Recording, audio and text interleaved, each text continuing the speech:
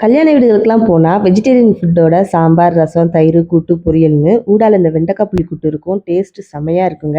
வாங்க வெண்டைக்காய் புளிக்கூட்டு எப்படி செய்றதுன்னு சொல்லி பார்க்கலாமா? வெண்டைக்காய நல்லா வாஷ் பண்ணிட்டு, பொடியா கட் பண்ணி ஒரு பிளேட்ல 15 மினிட்ஸ் நல்லா உணர விட்டுருங்க. கடாயில எண்ணெய் சேர்த்து சூடானதும், கட் பண்ணி வச்சுருக்க வெண்டைக்காய எண்ணெயில நல்லா வதக்கி எடுத்துக்கலாம். அப்ப வெண்டைக்காயில இருக்கிற விழுவிழுப்பு தன்மை இல்லாம இருக்கும்.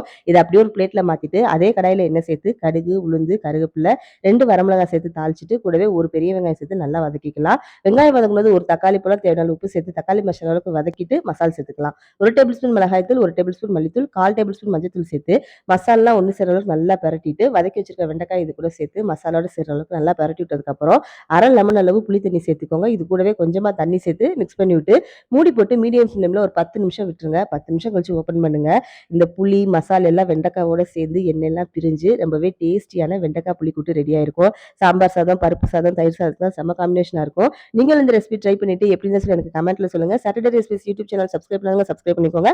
Instagram page Saturday recipes follow பண்ணிக்கோங்க. Until bye from Shobana.